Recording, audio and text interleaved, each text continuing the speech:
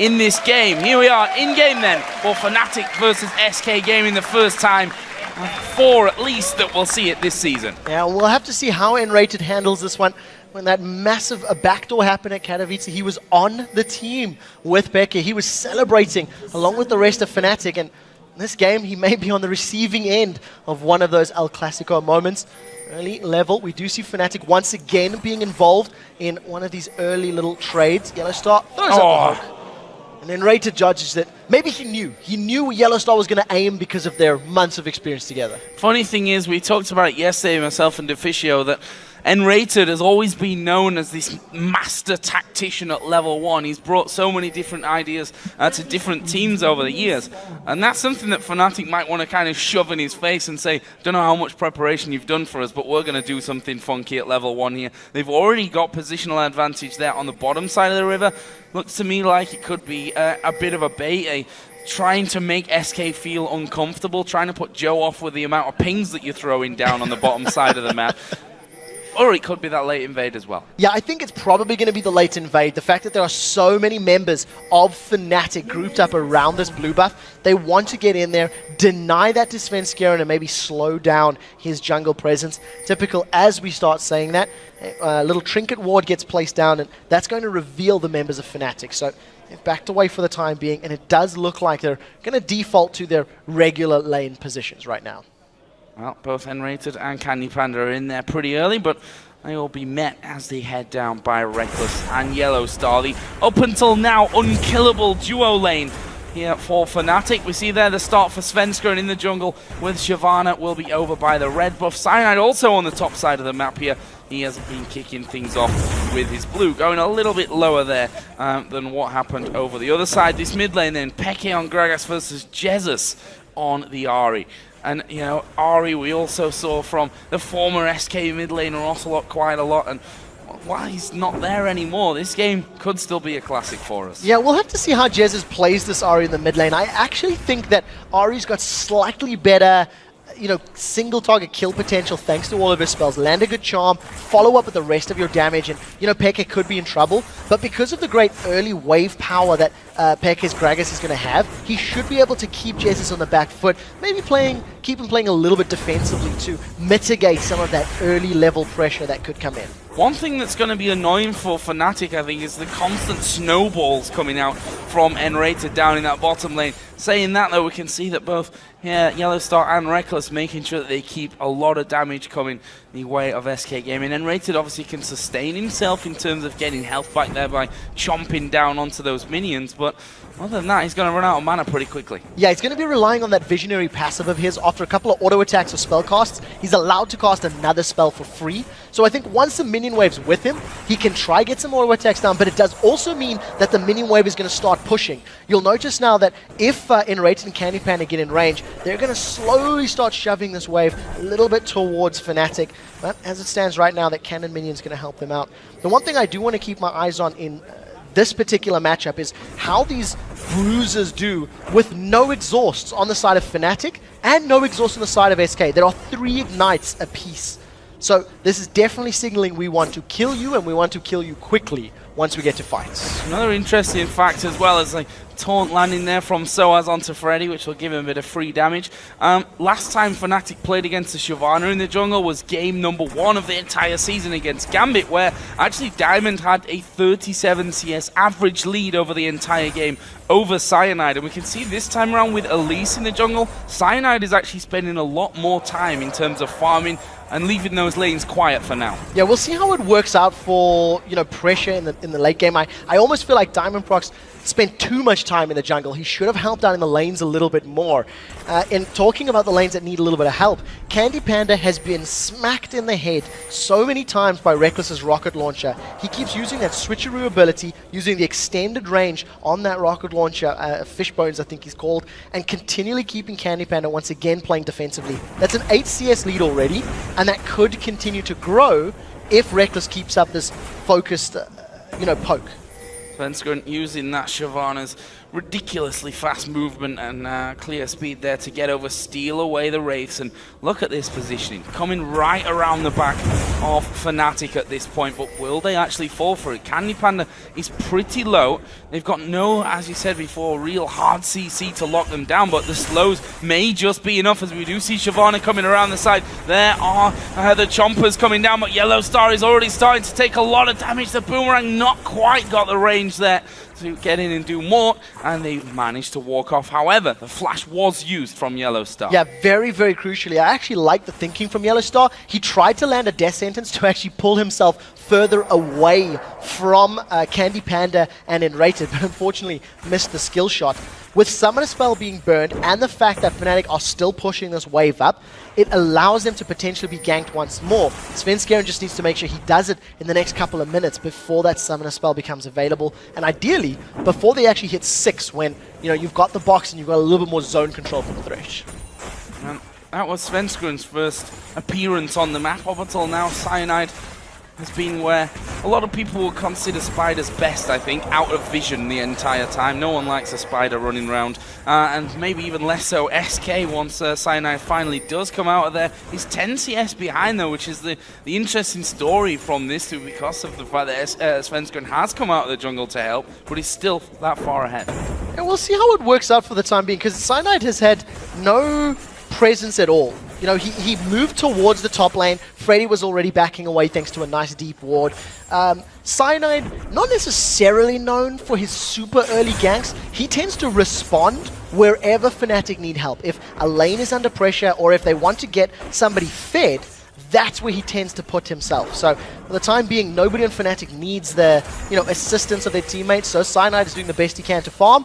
That early power of the burnout from Shyvana is of course allowing Svenskeren to farm earlier and steal camps away. Look at Reckless there, dodging most of the damage from that Boomerang blade. Actually, Yellow Star threw out a flay, and there's the junglers actually meeting each other, and the damage here from Svenskeren already knocking Cyanide pretty low, but they're going to turn this one around. Svenskeren is level 6, so does have the dragon to escape. Won't be needed though. Freddy had started to come down. Fnatic decide not to fight, but for how long? Look at Peke's position. Yeah, really good burst damage there from Svenskeren, but thanks to the damage he's now taken, Peke has explosive cast, has ignite as well. Svenskeren's aware of it, I think. Svenskeren hasn't started his red. He's playing this safe, and with 2 members, Fnatic should be able to pick this one up. Oh, Svenskeren spotted here. There's a barrel knocking him right back. Dragon was already used. This Jesus comes in. Peke's going to go low. Finished up there. Jesus picks that one up. Cyanide did finish off Svenskeren as he exits the jungle, but again, similar to what we saw in the last game, a split-second first blood coming in before the reply. And such a good barrel from Peke. That explosive cask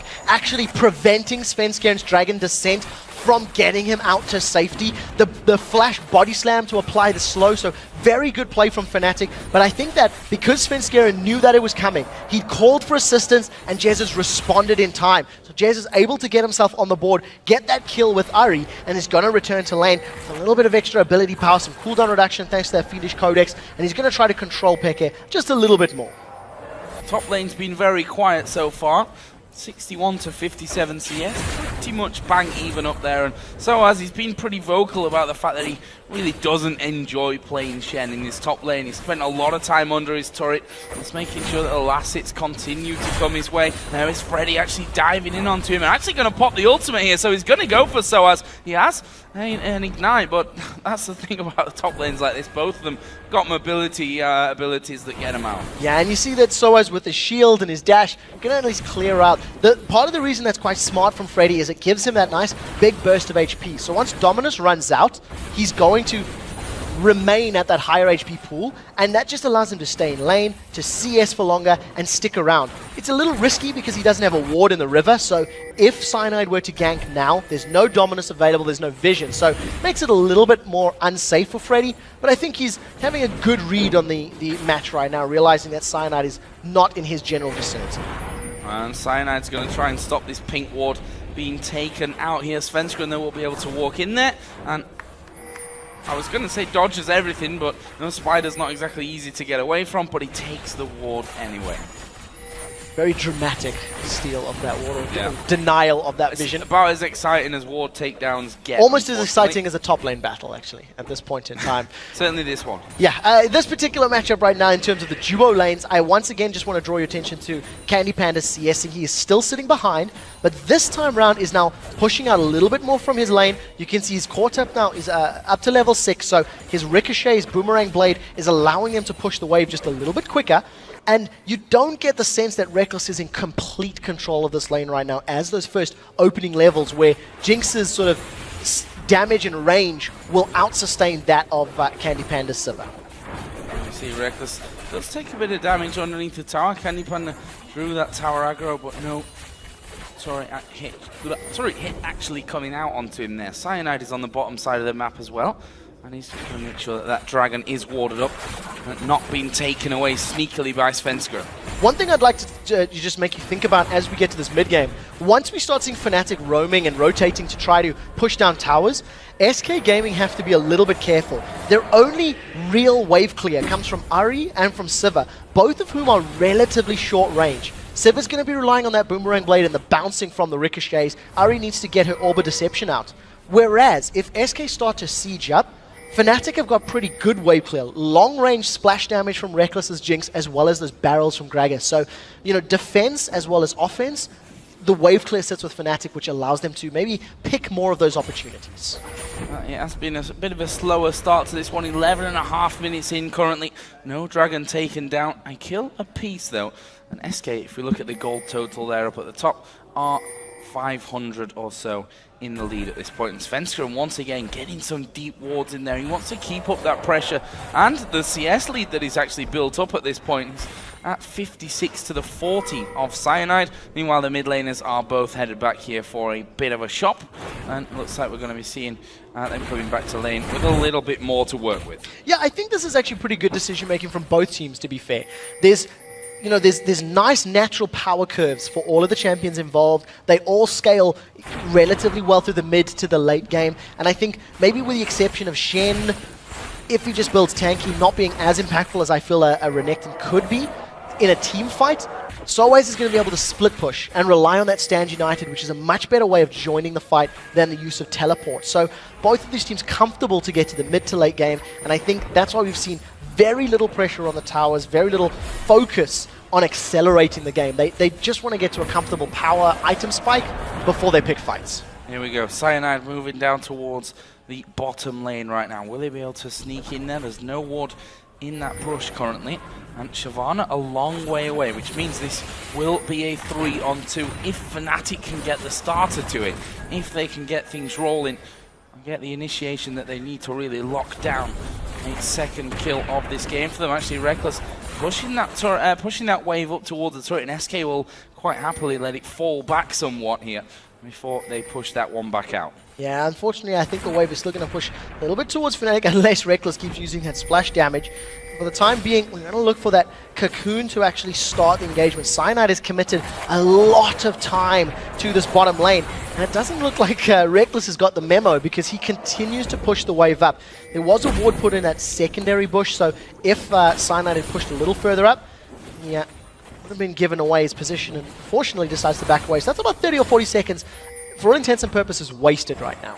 You know, there's always the theory of you push the wave to make them think that there's no one there, but if you do it 2 or 3 times, that guy in the brush is kind of just wasting his time. However, it does mean that they've got a little bit more of a resource to work with down on the bottom side for the dragon, and that is a sneaky dragon, my friends. Very good decision making. What was great about that is if SK had any vision there, you've seen Yellowstar coming into the pit, basically hugging the wall, and then pulling Elise in with the use of that lantern. So you're never going to think, hey, a support's going to take the dragon. You can start theorizing your junglers nearby, but a nice early pickup for Fnatic. They are still only 200 or 300 gold ahead of SK Gaming right now, but they have the timer on the dragon. They can set up vision wards in the next sort of 3.5, 4 minutes, so it's ready for the next respawn, and then get themselves into a position to challenge. Actually swings the gold back over in Fnatic's favour. They're now sat at 300 the advantage as both mid laners get their blue buff. Should talk about their items now because they're both finished off their first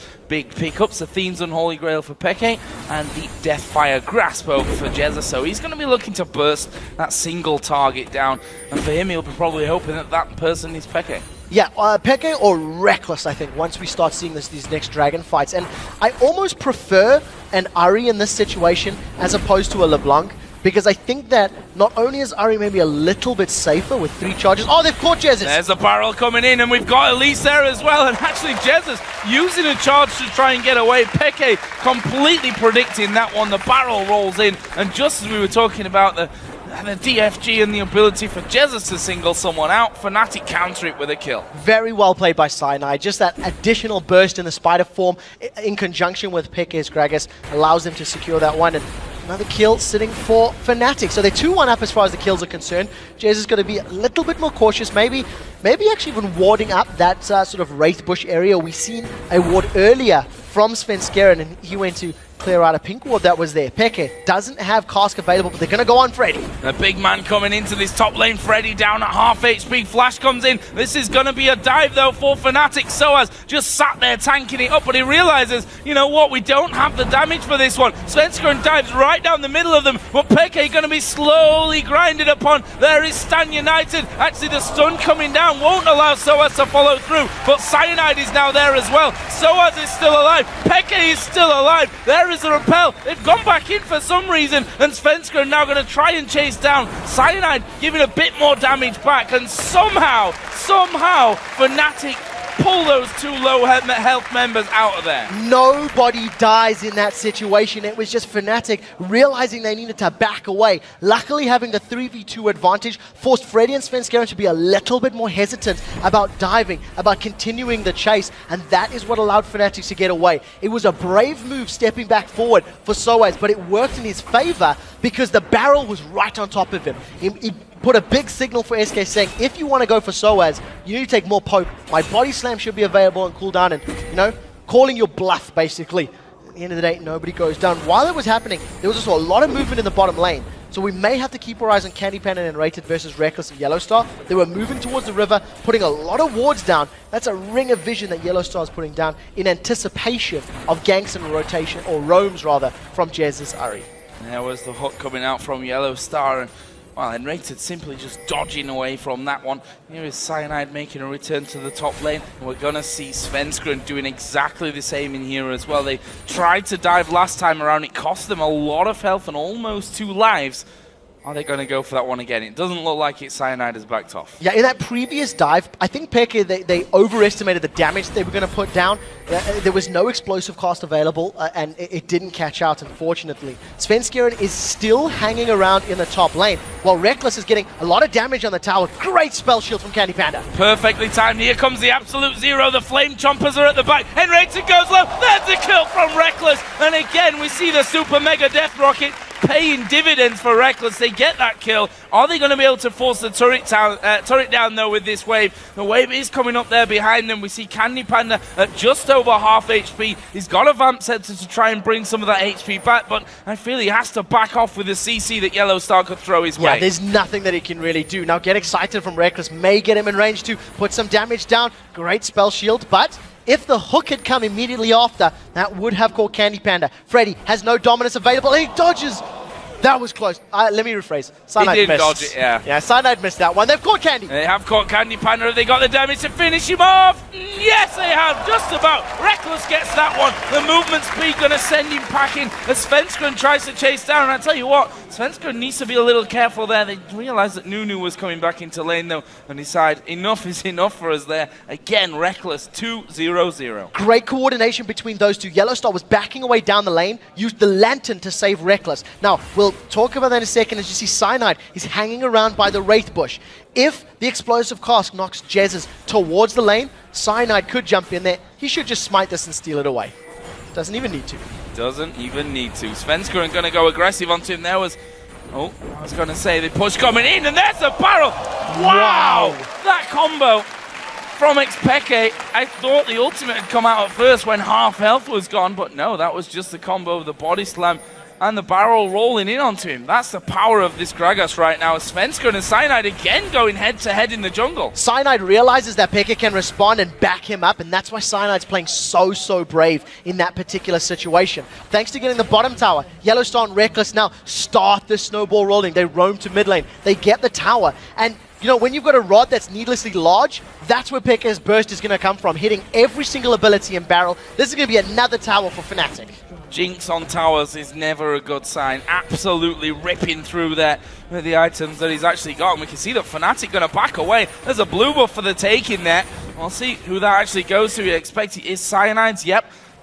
SK actually sat in the tri-bush there, maybe trying to set something up, but Dragon is live. 2 turrets have gone down in that mid lane. The kills went Fnatic's way, and SK, this is going to have to be a steal for them possibly. No, they're going to muscle in there. Stand United is available for Soaz, so if Cyanide were to go in and try to steal this one, we could see Soaz channeling on him. They've caught Enrated! They've caught Enrated. Chomper's going down. The box is in position. He's dead. Svenskeren dives in, but he's far too low for that one, and Fnatic may want to keep chasing through from this one. Soaz at the front. Let's see if he can land it. There's a barrel from Pekka to the side. This is going to be a whitewash. Freddy just about getting away, but Reckless and Pekka continue to chase. Oh, so low. And there's a finisher. Jinx again coming up big. And Soaz is not done yet. Ulti pop by Candy Panda to get him out of taunt range. 4 for nothing. The rest of Fnatic are just going to turn around. If they stick on this tower, they can pick it up, alternatively fall back to the Dragon, and all it boils down to is better positioning and better initiation power. The hook there landed. The only initiation that SK has here is a charm. That's the only CC they have to offer. The rest of it is running around, running in circles and trying to prolong a team fight to win. SK cannot afford to get caught out. They cannot afford to be the ones initiated upon because they don't react well enough to it. I don't want to be a bit of a curse here for both Reckless and Yellowstar, but they still haven't died this season in the LCS. Let's watch that Fire Dragon again. And this is the same case. Enrated caught out by that death sentence that we talked about. The only ability that SK Gaming has to lock people in place is the charm. And thanks to Pekka, great read of the situation, lands the cask, knocking both Freddy and Jesus towards his team. There's nothing that SK could do. Reckless even gets in range thanks to Fishbones and lands that last auto attack. I mean, fact of the matter is, SK are now 6,000 gold down. They've lost 2 dragons in a row. They're 2 towers down, and now Freddy's in trouble. Look how confident Fnatic are playing this one as well. There's a hook coming out. Will land onto him. Chompers are down. Actually flashed away from by Freddy. Probably needed to do that there. I think they would have had the damage to finish off, especially with Reckless's ultimate up. Yeah, if the Chompers had held him in place for 1 or 2 more auto attacks, plus the execution on that Super Mega Death Rocket, that definitely would have finished him off. He's got a fair amount of armor right now, but Sunfire Cape still not completed. Does have Dominus available, but no flash if Yellowstar were to land yet another death sentence. Look how fast they're pushing through these waves now. And he's going to have to try and hold this one here, Freddy. Svenskeren's actually on the side of things, but look at Reckless. Look at that tower and its health. Or no health, I should probably is more to the point. That goes down super quickly, and they can continue to push here. Look at the rest of Fnatic. They've caught 2 SK. Oh, is there a barrel coming in here from Pekka from the side? Surely will do at some point. Jesus is at half HP. There's the barrel. It actually knocks Jesus away from things, but Reckless picked up the kill nonetheless onto Freddy, and that is turret number 5 going down here for Fnatic. Now we do see Candy Panda and Enrated trying to do some form of split push, but this is 2 members against Soaz. Soaz should be able to tank up a little bit of damage. The rest of Fnatic, they're on the inhibitor turret. Yeah, and are they going to stop from this one? The minions actually not really there with them, but the damage that they can throw down here is absolutely unstoppable. The bottom lane, there's no way you can get past Soaz to take the tower when he can just taunt you into it up there. Charm actually landing here onto Pekka. That could be dangerous for him. A hook lands onto Svenskeren. He gets played back. Here comes Reckless once again. And it's Pekka actually with the ignite that picks that one up. But they get the inhib. They go back meanwhile down at the bottom lane. Not only couldn't SK push that turret down,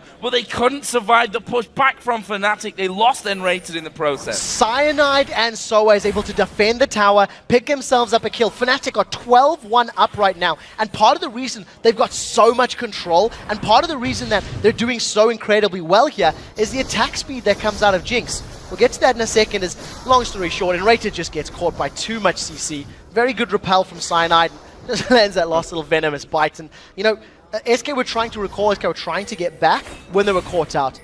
if you look at Jinx when she's got a minigun, out and shooting down, there's a massive attack speed boost that gets added with each consecutive shot, and it allows you to shred through towers. Candy Panda, I'm sorry, dude, you're dead. Yeah, he's got a spell shield, but that's only going to block one for him. It actually turns out pretty decent until the fat man arrives from the side. Peke gets one, the other one goes over to Cyanide. That's another turret, I'm afraid. A little bit, a lot overextended. There was no vision for SK. Candy Panda shouldn't have been there. Candy Panda should not have been that far up, knowing how far ahead Fnatic are, knowing how little control they have over the map.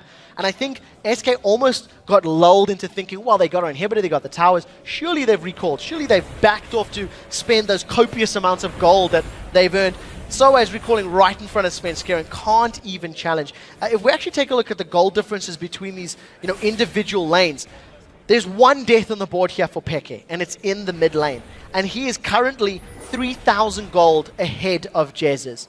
Reckless, on the other hand, you're sitting, what's that, 4,000, if my math isn't terrible? Well, 3.5. Massive numbers.